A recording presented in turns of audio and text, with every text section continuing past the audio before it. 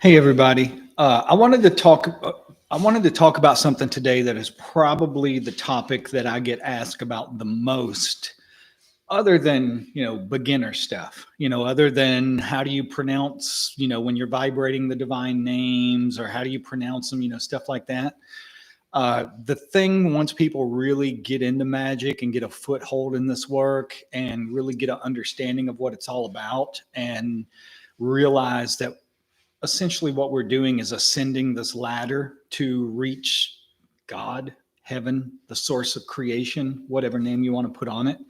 We're ascending each energy that we work with, from the elements to the planets, on up to the fixed stars. All of these are like rungs on a ladder that we're climbing to reach the source of creation, which you eventually go into and then get spit right back out here where you started from. This is the meaning of the Ouroboros. The end is hidden in the beginning.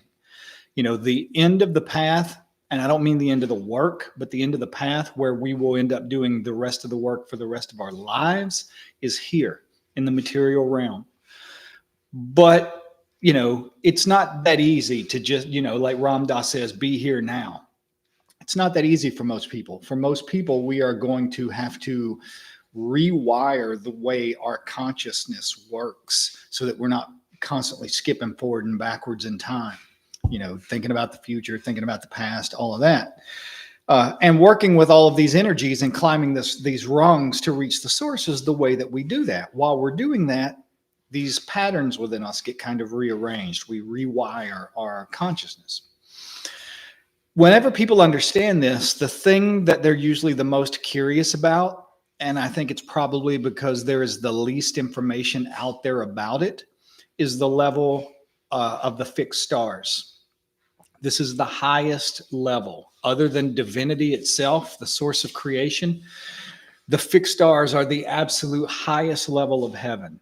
The way it's seen in magic and alchemy both is that divine source pours through those windows of heaven, which is what the fixed stars are.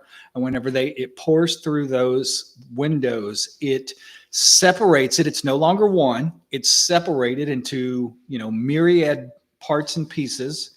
Solve et coagula, that's the solve phase, the beginning of the solve phase. So suddenly the one goes to the many, coming down through the fixed stars. It comes down even lower. A lower octave is the planets. It comes down to the lowest octave, which is the elements. And that's the path that we're taking. But I want to read you something today. What I get asked about the most is the fixed stars. And and someone asked me, would I write a book about it? And I said, I don't think there is a whole book about this. And I think Christopher Warnock, as well as Agrippa, give you as much information as you possibly need to work with this. But this is my little contribution to the subject. It's not an entire book. It's a small essay. But I put this out for people who do want to hear more about this subject. So the title is The Fixed Stars in Ceremonial Magic, The Roots of Heaven. When people talk about ceremonial magic, they usually begin with the planets. Saturn, the great malefic, teacher of boundaries and limitations. Jupiter, expansive and benevolent. Mars, sharp as iron, red with aggression. Venus, luminous with desire and harmony. Mercury, the trickster and messenger. The sun and moon, rulers of vitality and receptivity. For centuries, magicians have turned their rituals towards these seven wandering lights, the classical planets that roam against the backdrop of the stars. That's because they're obvious to the naked eye. Their movements are usually visible even without instruments, and their cycles imprint themselves on human experience. To invoke a planetary intelligence such as an angel is to summon a force close to hand, meaning it's near to us, it's immediate, it's woven directly into the fabric of daily life. It's not as far away from us as the fixed stars. But the planets themselves are not the beginning of these energies or powers. They are not the primal sources. They are intermediaries. Just as rivers and streams flow from hidden springs deep underground, the planets carry down influences that arise from something deeper still. And that deeper still is the fixed stars. The ancients saw the planets as wanderers moving across a tapestry of eternal lights. Those stars, the ones that do not move relative to each other, were the true foundations of the heavens. This is what the Bible calls the firmament. They were considered both eternal and archetypal. While the planets enacted their cyclical dramas, the fixed stars represented permanence.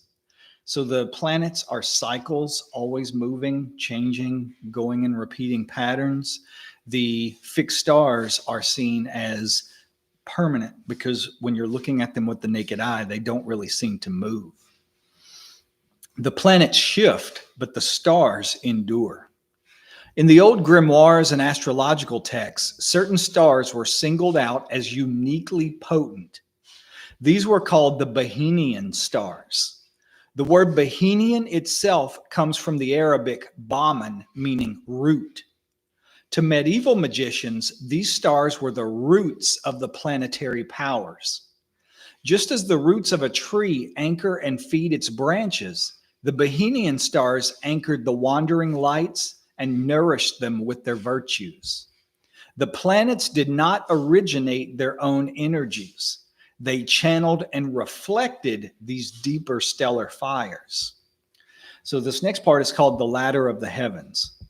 Ceremonial magic has always been concerned with hierarchies, with chains of being, with ladders of ascent, with structures that link the mortal to the divine.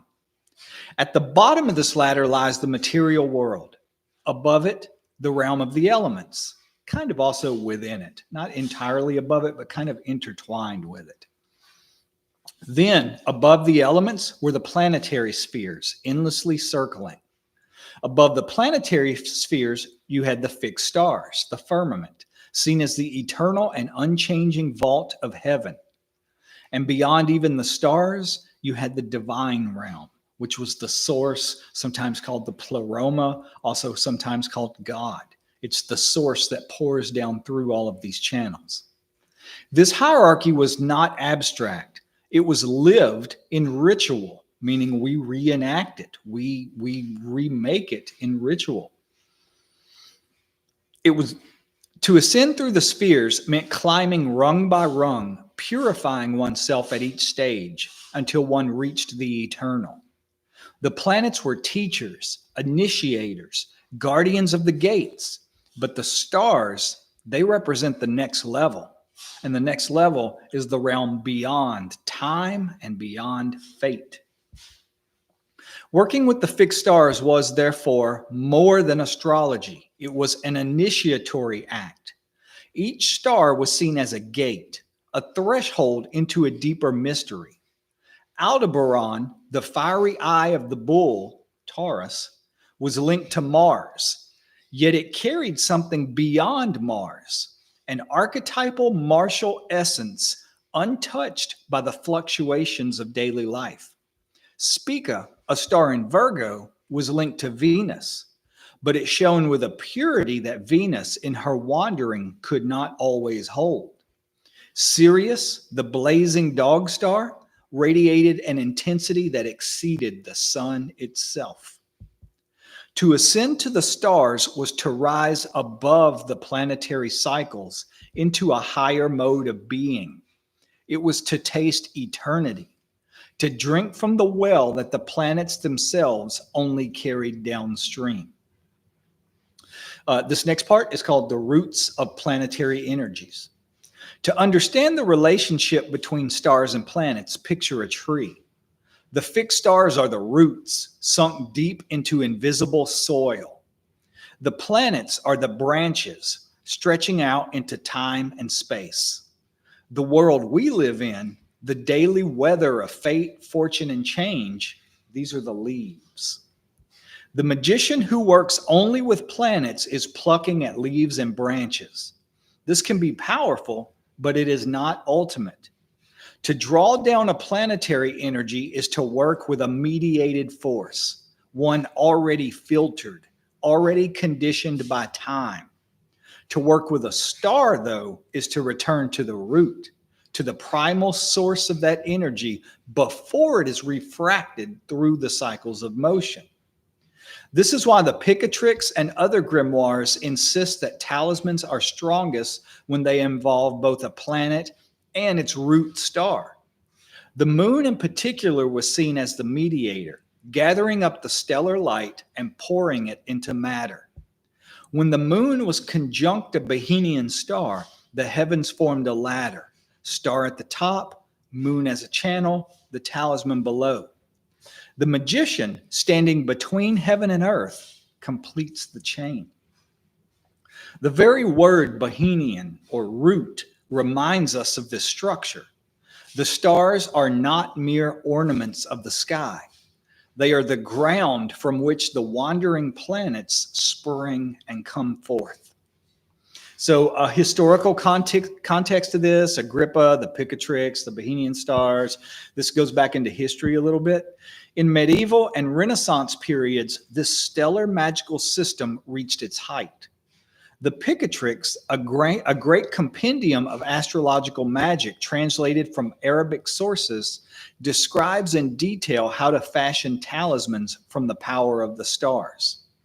Agrippa, in his 3 books of occult philosophy, lists the 15 Bohemian stars, each with its corresponding planet, gemstone, and herb. So if you're really wanting to work with these energies, start with that, with Cornelius Agrippa's The 3 Books of Occult Philosophy, but also look at Christopher Warnock's work. He makes it much more accessible and explains it in modern language.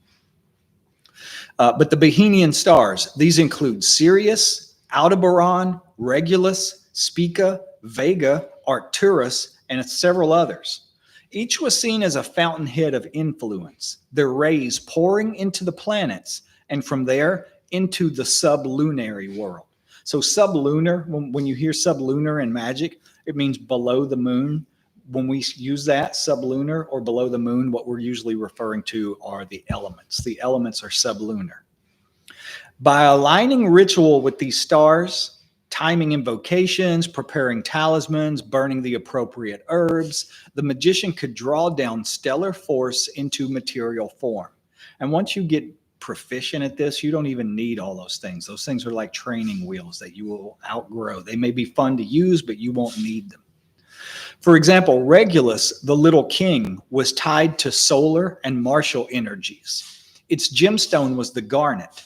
Its herb, the celandine. I guess that's how you pronounce that herb. I've never actually heard anyone say it out loud. You would spell it Celandine, but I've never heard anyone say it before. So I'm going to guess it's celandine. To fashion a talisman under Regulus's influence was to call down a royal and protective power, stabilizing and strengthening the solar essence within. In this way, the magician was not simply performing astrology, but building a ladder of correspondences. Each star was a step upward, each talisman a bridge between earth and heaven. So now I'm going to talk a little bit, just for a couple of minutes, about the fixed stars in alchemy, the alchemical dimension. Alchemy too saw the stars as roots. Each planetary metal, Saturn's lead, Jupiter's tin, Mars' iron, Venus's copper, Mercury's quicksilver, the sun's gold, the moon's silver. They were not merely a substance, but were seen as a crystallization of stellar virtue, meaning the property of the star. They were a crystallization of that. The stars were the archetypal seeds of these energies. The planets are their distributors. The metals are their material echoes. To refine lead into gold was not just chemical. It was a reenactment of the descent of starfire into matter. The alchemist was reuniting the branches with the roots, bringing the terrestrial back into alignment with its stellar origin. And that's the same thing we're doing to ourselves, bringing ourselves back into alignment with our stellar origin. Seen this way, the fixed stars are not distant or abstract. They are in our bones, in our blood, in our breath. Every planetary impulse in us, from our ambitions, our fears, our passions, our joys, they all have roots in those eternal fires that burn above. The stars are not only in the sky, They are the deep template of our souls. So here's a practical application, climbing the ladder. What does this mean for practice? First, it means remembering that every planetary working is incomplete unless we also acknowledge its root, unless we understand that it's an echo or a lower octave of a higher power. To work with Venus, for example, is to work with desire, beauty, and attraction. But to truly touch the root of Venusian power, one looks to Spica or Aldebaran, depending on the quality sought. Spica grants subtle blessings, a refinement of love and abundance. Aldebaran carries a fiercer, more martial aspect. Love is possession, beauty is fire. Second, it means working ritually with lunar conjunctions. The moon, endlessly circling Earth, is our immediate mediator of stellar influence. When the moon joins a Bohemian star, the channel is open. This is the moment to craft talismans, to pray, to invoke. The old instructions are clear. Inscribe the glyph of the star, use the appointed herb, the chosen stone, and call the power down into matter. Now, once again, that's good. That's good for training wheels. You can progress to a point. Ultimately, the goal of alchemy and the goal of magic is to break the chains which bind us to the stars, where you won't need to use any of this stuff anymore. As a matter of fact, you're not even going to be concerned with the stars. I don't find them at all interesting anymore, but I talk about them because I know other people do, and it helps them on their path. But third, it means mediating on the stars themselves as thresholds. Beyond the planetary cycles, beyond the constant shifts of fate, there is permanence. To contemplate a fixed star in ritual is to contemplate eternity. This alone changes our consciousness, lifting the mind from the temporal into the archetypal. Finally, it means using the stars as reminders of hierarchy. The human soul, like the cosmos, is structured in levels. The body is like the earth, bound and heavy. The passions are like the planets, moving in cycles, pulled by forces often beyond our control. But the soul's deeper essence, the spark that remembers its origin, is like the stars. It is fixed, it is eternal, and it is rooted in a light that does not waver. To ascend to the stars in practice is to ascend to our true selves. So the stars as the root of the path. In the end, the fixed stars are not simply points of light in the sky. They are the primal roots of magic itself. To know them is to understand where planetary forces come from. To grasp the structure of the celestial hierarchy and to orient one's practice toward the eternal rather than the fleeting. The magician who works with the planets alone will gain results, but they will always be partial, bound to time, swept along by cycles. You won't get to the point where you get spit back out here and realize the end of the path is just being present here and now. If you don't go beyond working with the planets, you'll never reach that phase. The magician who turns their gaze to the stars touches the root. And when you hold the root, the branches follow. The Bohemian stars remind us that magic is not about manipulation of energies, but about alignment with our origin. They are the hidden fires behind the visible lights, the eternal behind the temporal. To ascend to them in ritual is to remember where we come from and where we are going. They are the roots of heaven, and from them the whole ladder of being rises. I'm going to stop talking now because we are almost at 20 minutes and I'm trying to keep these videos as short as possible, just to put as much information and as little of me rambling in them as I possibly can, so that you get the most information in the least amount of time. But I will end the way I always do, just by saying thank you. Thank you for supporting me. Thank you for your presence in my life. It's not something that I take for granted or view lightly. I know there's a lot of things out there you could be doing other than watching or listening to me. So thank you very, very much for that. I will talk to you later. Have a good night.